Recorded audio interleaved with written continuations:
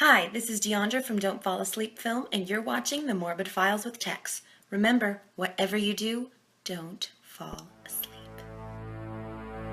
You shouldn't have buried me. I'm not dead.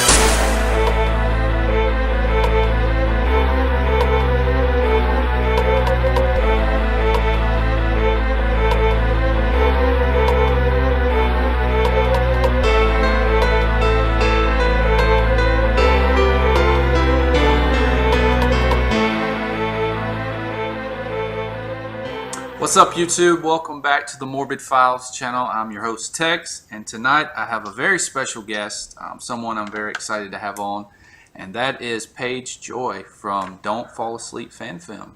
Paige, welcome. Thank you. Thank you for having me. How are you? I'm good. How are you? Good, good. I see you're staying busy. I am. Awesome. How was the convention? The convention was really good. It was 3 days, and it was totally fun. I feel like I blinked and it was over, but it was fun. It was a lot of fans, a lot of people, and Awesome. we were just promoting the crap out of the movie. So. Right. Yeah, I saw a lot of the pictures and stuff you guys were sharing and stuff, you and Diandra and stuff. I was like, damn it, making me jealous. I know, we wanted you to be there. I know, I wish. Gosh, I wish. Well, Paige, if you don't mind, tell us a little bit about who you are and kind of where you come from and stuff. I am from Chicago, and I'm a hairstylist by trade, Okay. an avid filmmaker on the side, Mhm. and I love horror. I love A Nightmare on Elm Street. I've been a hairstylist for 15 years. I do special effects makeup, and I do photography and all sorts of fun stuff. I think anything creative is kind of the key, but for the most part, my day-to-day life, I'm a hairstylist. So, born and raised Chicago. Born and raised Chicago on the South Side. I don't think I've ever been to Chicago. I know. Definitely. Now you're a hairstylist and stuff. Is that something like, I guess, you grew up wanting to be, or is it something the later age you thought? Yeah, I think that I've always wanted to be a stylist. A couple of my family members are hairstylists and stuff, and I always wanted to help people, I guess. Okay. And I figured that's the one thing I can do is kind of boost their confidence and stuff. So I've always wanted to be a hairstylist. I wanted to dabble in a few other things. I wish growing up I would have known that film could have been a career, because if I would have known, directing or editing, because I really love the editing aspect, but the directing or editing, if I would have known that could have been something, I would have went to school for that. But Right. unfortunately, I didn't. So. Wow, awesome. How did you get into the special effects, makeup, and all that? So when I was in school, there was this guy who came in and taught us how to make congealed blood out of gelatin and Kool-Aid. Wow. And I was like, oh my God, this is so cool. So I went home, and I was 17 in cosmetology school, and I went home and turned myself into Linda Blair from The Exorcist. Yeah. Like, this is what I want to do. Right. And then I just started self-taught, took some additional classes, and just started really getting into it. And then have some friends who always ask me to do their stuff for Halloween. I've done some in-person photo shoots, and convention-wise, I've done some theatrical makeup and stuff. And so it just kind of carried on from there. And then our film, because we were very low budget, we had to do the special effects on our film. Awesome. Right. Yeah, we'll definitely get in the film here in a moment, which is freaking brilliant. I mean, freaking loved it. Now, I was reading, you're into cosplay. I had Diandra on before, and she was talking about how she got involved in it. How did you get involved in cosplay and all that? I didn't know anything about cosplay. I saw Diandra's pictures, obviously, and at first I was like, I don't understand. You take pictures of the costumes, that's cool. To me, it's like theater. It's like a reenactment. And then we went to some convention, and she was dressed as Nancy at the convention. And I just saw her really act it out, and all of a sudden I was like, oh my God, I get it. It totally is like theater. So I talked to her, and I said, I'm not sure what to do. I'm not sure who to do. I didn't really relate to any specific character, I feel like, other than Nancy. But I just was like, I'm not sure. So Tuesday night, I love Tuesday night. And I was like, you know what, I'm going to recreate Kristen. Right. And so I had bought a white dress and put burns all over me, kind of like how she was the night before when she died. Yeah. And I took a couple pictures and I was like, all right, I'm going to do this. So Right. that started my journey. And then I did Nightmare 3 Kristen and got eaten by a Freddy snake at a convention. And that was pretty cool. Yeah, I was reading that on your Facebook, and you were saying that someone thought it was a garbage can or something.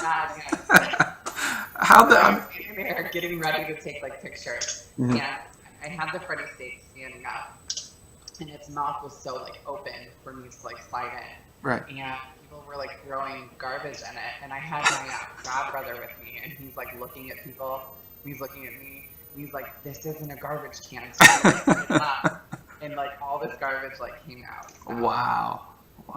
Awesome. Now, I do have to ask, it's kind of off the subject of the Nightmare on Elm Street, but I saw Power Ranger. You're in a Pink Ranger? I have been working on a pink Ninja Ranger costume for a couple of years. Okay. I can't seem to quite get the stitching right on the outside, but I have like the whole entire costume is done. I'm just trying to work on getting like the piping and the stitching done. Right. It's been a labor of love, and I haven't found the right convention to wear it to yet. I'd love to go to like a Comic-Con or something. But, Yeah. Awesome. You know, that's realistically the Comic-Con sells out in an hour. So Right, yeah, I've heard that, yeah. I would wear it. But yeah, I love Power Rangers. And then one of my favorite movies, Drop Dead Fred, which, you know, is crazy. A lot of people that I talk to have never even heard of the movie. And it's like, I just want to freaking hit them because it's great. That's crazy. It's great. My friend Nick Tyson, who's another cosplayer, he's amazing. He does the Are You Afraid of the Dark cosplay. I can't think of the name of it. Zeke the Plumber. So he does Zeke the Plumber from Are You Afraid of the Dark. Yeah. He approached me about doing like a group cosplay, and he wanted to be Fred, and he wanted me to be the Phoebe Cates character. And I was like, oh my god, yeah, let's do it. So that's another one that we're just kind of waiting until we're in the same convention to do. But I have the whole costume ready. So. Awesome. Well, getting back to the horror movies and everything, what was, I guess, your first horror movie that you ever saw, and how old were you? I was 4 years old. 4? And it was Dream Warriors. Dream Warriors. Nice. Right. I mean, at 4, I'm guessing, was you scared out of your mind, or yeah. Yeah, my dad put me in front of the TV and put on HBO, and on came Dream Warriors. Right. And I sat there, and even though I was scared, I was like so like enthralled with it. I just kept like staring at it, like, who is this? But I was definitely petrified. I'd sleep at night with like a blanket covering my face, and Right. only the little air hole and stuff. But I don't know. I think that's a testament to horror, that even though it scares you, you continue to want to watch it. Yeah. Or, you know. Yeah, I was definitely the same way with Nightmare on Elm Street. I was terrified, but I couldn't quit watching it. Which I knew when it was time for bed, I was going to be scared out of my mind. I wouldn't be able to go to sleep because my whole thought process, you know, we had Jason, Michael Myers. You know, my thought process at that age was, okay, I can move away and get away from these guys. But Freddy, you're going to have to sleep sometime, and, you know, you can't get away from him. So I was freaking terrified, but at the same time, I loved it. So, That's awesome. yeah. What's one of your, I guess, if you had to pick your favorite A Nightmare on Elm Street movie, which one and why? Kind of toss up. I love Dream Warriors. That would probably be my hands down favorite. I think Mine too. that it's just, it proves that you can bring in an original character, mix in new characters that you still feel for and still understand their story, and the characters are very developed. Mhm. But then my other one is New Nightmare. I love New Nightmare. You know me, yeah. A lot of people like that, yeah. Kind of going to put you on the spot like Diandra did me. With Dream Warriors, what would be your superpower if you had to pick, or what would you be in your dream? In my dream, Yeah. I would. I'd have to go invisible. Okay, that's pretty good. Nice. So, Right. What was yours? I know Mine was the wizard actually. I would be a wizard. Yeah. That's my favorite death scene ever. Yeah, right. Which I mean, it didn't work out for him, but at the same time, that's what I would have picked. You know, but yeah, Diandra, when I was talking to her, she kind of caught me off guard with that one because she asked me. So awesome. That's awesome. Now let's talk about "Don't Fall Asleep" fan film, which I can't say enough, which is freaking awesome. I knew you guys would throw out little teaser videos here and there, and I would see those, but when the film came out, I was just blown away. And that's real talk. I mean, I'm not trying to blow smoke up because you're on my show. It was awesome. And for people that might be living under a rock and don't know what we're talking about, tell us a little bit about what Don't Fall Asleep is and everything. Don't Fall Asleep is the untold story of Nancy Thompson. Mm-hmm. It tells the story and bridges the gap between 1 and 3, where the original Nightmares didn't. They touched on Nancy in Nightmare 2 with her diary, Right. but they never really explained it. The story is that her mother gets murdered, which we all know at the end, and then the door opens and she comes out. Right. Our film, the door opens and her dad takes her to a hospital, to a mental facility where they think that she's crazy. So Mm-hmm. our story is more about overcoming the struggles and realizing that in the end, all you have is yourself. Right. And you have to, fight and you have to be Nancy. So Right. that's our film. And then it goes into right before Dream Warriors and kind of some things that Dream Warriors kind of messed up. Right. Yeah, that's what I really enjoyed about it, how it just kind of flowed. I watched thing on 1428 Elm Street. A guy put out a video talking about the fan film. Yeah, and I have to agree with him. He said that he puts Don't Fall Asleep as his part 2 in the Nightmare on Elm Street series, and I feel the same exact way. I mean, just the way it flows with everything, it was just it's brilliant. So. Well, thank you. I love part 2 though. Part 2 is Really? Part 2 is yeah, it's one of my favorites. I think part 2 is one of the scariest nightmares. That scene when he's burning body parts in the boiler room. Yeah. It still gets me over like in the kitchen and it peels back his brain. Yeah. The dichotomy between the two of them is just so great. I know a lot of fans don't like it, but to me it's one of like the scarier ones. I joke that our film is 2.5 and then 2.75. Right. So like watch one, watch the first half of our film, Mhm. watch the last half, and then 3. Right. Yeah. I mean, it's my least favorite, but at the same time, I still respect it, of course, because it is part of the Nightmare on Elm Street. But what if you had to pick? What's I guess your least favorite? Kind of go. I don't want to put you on the spot, but They're gonna kill me for saying this too. 'Cause- Freddy's Dead would probably be my Really? least favorite. wow. I think not. I just feel like it's too comical. I feel like Freddy wasn't supposed to be funny. He wasn't meant to be your best friend on Right. your Wheaties box. He was essentially a child murderer, and Right. Wes's script is a pedophile. Right. And so to turn him into a hero by part 6, to me, it doesn't sit well with me, and I prefer the earlier ones. So like 1, 2, 3, and then 7, of course, because he comes back and he's a little bit more darker, more real. Right. Yeah. I've actually had Your least is part 2. What's your favorite? my favorite Dream Warriors. Dream Warriors. Okay. Yeah, it's my yeah. I love Dream Warriors. Yeah. I love Dream Warriors. Yeah.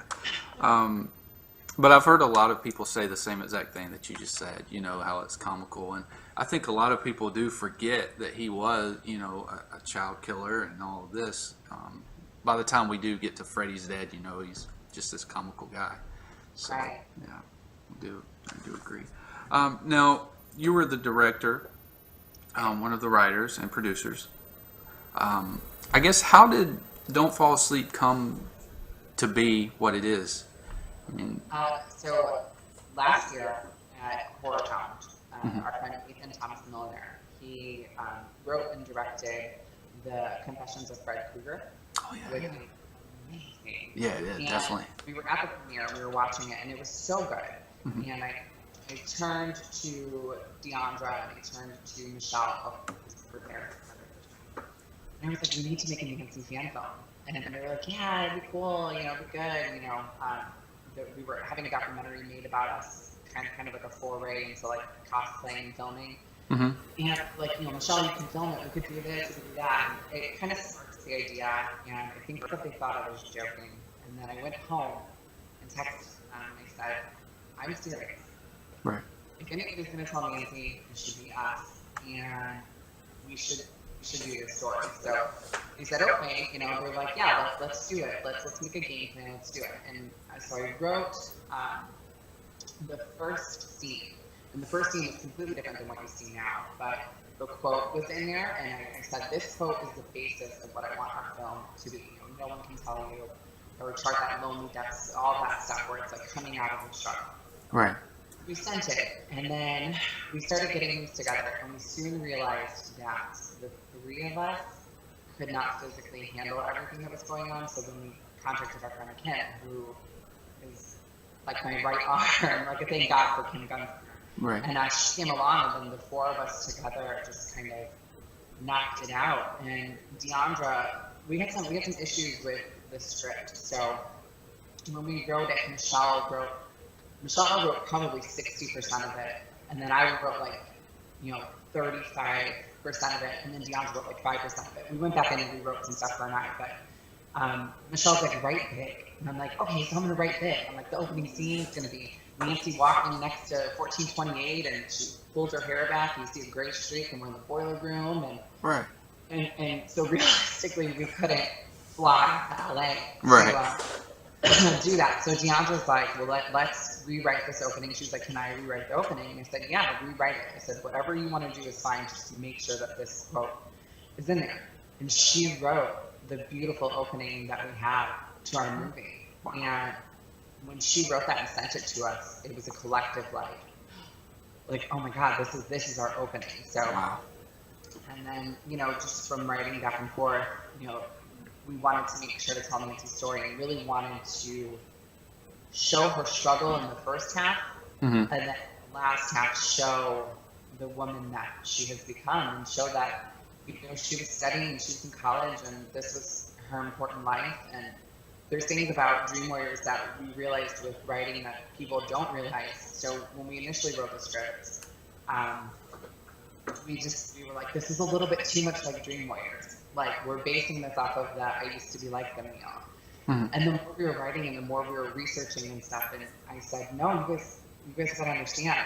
Think about it. In Dream Warriors, she's telling Neil to hypnotize them. She's telling Neil, this is what we need to do. So it was her setting all of that up. Where did she learn that from? Right. Right. So it kind of just all pieced together, and then we filmed it. Right. And that's what it is now. Awesome. With saying that, of course, making any kind of film, fan film or whatever, you want it to be big. But did you guys think that it would be as big as it is? No. No. Right. We thought 4 people were going to watch it. And we Really? Yeah, we just wanted to make this a love letter to the fans. And Right. we just wanted to tell a good story. And we wanted to honor Wes. And we thought, if 4 people watch it, then that's good. Right. At least someone watched it. So Right. we did not expect that. Right. Now, the showing, I guess the first official showing was at the convention. Yeah. And y'all had a pretty good turnout. I guess, how was that? It was good. We had some technical difficulties, Mhm. so we were delayed a little bit, and someone told us that there were people outside waiting. We're like, yay, there's people, and Right. there were 6 people out there. And so we gave them some buttons and apologized. And then probably about 5 minutes before the doors opened. We're like, we have to go say something to these people because we're running a couple minutes late. Right. And so we open the door, and Diandra and I open the door, and it's like 2 rows of people winding all around. We're like, okay, so this, we knew, like, all right. So she ran back in to kind of figure things out, and I'm reading people and all of that stuff. And then they came in, and everyone was so great, and they sat there, and no one left. Everyone was still in the room, and they cheered, and they laughed at jokes that we didn't even think were jokes, and the sighs when, you know, certain characters died, and it was a really good turnout, and it just kind of made me feel like everything that we had done for the past year was kind of worth it. Right. Awesome. Yeah. I saw where you guys were posting a picture of this little girl, which was the cutest thing ever. Talk a little bit about that. So we had Nancy herself in the theater, and this little girl is a huge Nightmare on Elm Street fan. I think she's 5 or 6 years old, and the whole convention was dressed like Freddie. She was dressed like Tina. I think that she was dressed like Kristen. And then she wanted to show Heather her costume. She like took a white T-shirt. She made like flowers and had a little bandage. It was so cute. But Heather unfortunately had to leave early, so her mom posted something on Facebook, and I don't know how Diandra saw it. And Diandra was like, "Oh my God, you know, this girl didn't get to show Heather, and you know, we've got to do something." And so I said, "Why don't we just have her introduce our film?" And they were like, "Oh yeah." So everybody's in this hotel room. We're like agreeing to it. And we had a couple like DVDs like made up just as like thank you to the staff, you know, the crew and all that stuff. Right. So I was like, I have an extra DVD. I said, let's all sign it and give it to her. And so she had no clue that any of this was going on. So we had to talk to her mother. And I went up to her in the hallway and I said, "Are you Nancy?" And she just like shook her head and she was so shocked. And I said, "Thank you for coming to our movie. This is all about you." And so we brought her inside, and her mom and her sisters and her sat in the front row with us. So we had like reserved seating. And they sat in the front row, and so we were introducing the film, and then we pulled her up there, and we said, "And Nancy has something to say," and so we put the microphone up to her, and she said, "Don't fall asleep." But me, and even Diandra, we talk about this a lot, that it has come full circle, because I remember being 10 years old, seeing Wes Craven's New Nightmare, and I remember being the only kid in the theater, and I asked to see it for my birthday, and I was sitting with this the whole time watching my hero, Nancy Thompson. Right. And that's how she was during our premiere. She sat at the front of the stage and just was the whole time. It was awesome. very nice. That to me, like, this has come full circle. Right. It was worth it all after that. Totally worth it. Right. Totally worth it. Well, the thing too I like about the film is, you know, of course we love Freddie. I mean, of course, but the film focuses more on Nancy, and I think that was a great thing. I loved it, the way you guys went with that. And of course, I mean, you have some Freddie scenes in there, but yeah. Now let's talk about the cast, which everyone that I've seen on there was great. Of course, Diandra playing Nancy. Talk a little bit about the other cast and I guess how you guys found them and how they came to be in the film. So we had an amazing cast, and we were very fortunate to work with a theater company out of Columbus called Mad Lab Theater. And Michelle, our writer, co-producer, and director of cinematography, she works for Mad Lab, and she said, "I have a plethora of people that would do this." So she sent me their pictures, and she's like, "I just want to see what you're thinking before I tell you who I'm thinking." And so a lot of the people that I was like, "This is who I want to play this. This is who I want to play that." She's like, "Yes, this person will be perfect. That person will be perfect." Right. And our cast was just, it was great. And then Freddie is William Adams, who is a cosplayer, and he is Robert England approved. And he came in to play Freddie, and for us, he was our only choice. And then brought his wife in to play Jonathan. And brought Taylor Bursky in to play the small, tiny, spoiler alert role of Alice. But our cast, our main cast was really good. I have to say that being on set with like Chad, who plays Joel, because him and Diandra are the majority of the film, or Joel and Nancy. Right. Being on set with him, like just watching the two of them interact with each other, it was like not like I was looking at Diandra or Chad. I was looking at these characters that we wrote. And then Colleen, who plays Therese, her scream is the most beautiful scream I have ever heard. Right. And we on set filmed on a 25,000 square foot soundstage. And we're on one side, and all the way on the other side, they could hear her screaming. And after she first started screaming, I looked at Michelle, and I looked at Diandra, and I said, we've got to find more ways for her to scream in this movie. We've got to adjust some stuff, because it was just so beautiful. But everybody, even Travis, who plays Dr. Travis, he was great. Like, our cast was just, I just felt so lucky to have the people we had. Right. Now, who was the guy that played Nancy's father? That is Eric Sternberger. Okay. And he is also a part of Mad Lab. And he was really good. He played Donald a little comical. Right. But I think it works, you know, and he's a big Nightmare on Elm Street fan as well. So I think that it was cool while like I was doing his hair and stuff, when we were talking downtime, and I was telling him, this is what I want you to do. Or, you know, Donald is annoyed with Nurse Johnson. He doesn't respect anybody, and he just kind of went through this, and he's nervous and all that stuff. And he's like, yeah, because he went through this, and people think that his daughter is crazy, and he was really into it because he's a Nightmare fan, and so I think that helped him as well. And the funny thing is he kind of looks like Deandra's real dad. So even though I don't think that he's even old enough to be Deandra's dad, but he looks kind of like Deandra's real dad. So the two of them together look like they're related.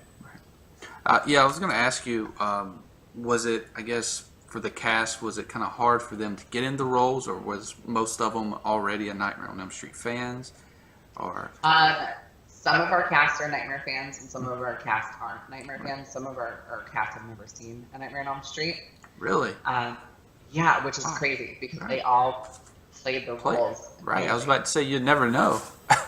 You would never know. Right. But it definitely like stepped up. We had a table read before we started filming, and the character, I'll just put it this way. So the character Vicky, or Dr. Sims. Vicky plays Dr. Sims. Michelle, I don't know. She's really young. She's really young, and Dr. Sims is in her 50s or 60s. Yeah. And we do our table read, and she's like, just trust me. And I'm like, okay. And then we get to the Dr. Sims part, and everyone was just kind of blown away. And so at this table read, they brought these characters to life in a way that I never even thought that they could. And I feel like it elevated it, and that's what makes it more than just a fan film. You know, and I think that they're classically trained, and you know, I tell them all the time, thank you for making my dreams come true, because without the cast that we have, I don't think the film would be what it is. Right. Awesome. With the whole filming the film and everything, if you could name one incident, I guess, what would be probably, I guess, the hardest part you had to get through with filming, if there even was one? The hardest part of filming wasn't necessarily on our end. We kind of got screwed over by the studio that we were filming at. We were supposed to have access to a lot of stuff that we didn't have access to. Our boiler room scenes were not supposed to be as dark, but we didn't have power to any outlets, and the people that were on site that day, they were security guards, and they had no clue how to turn the power on, and we couldn't get a hold of the one guy. And so that was, I think, the struggle for us on set. That was pretty much like the only struggle, I would say. And then there were just a few scenes that we would film that just didn't seem quite right.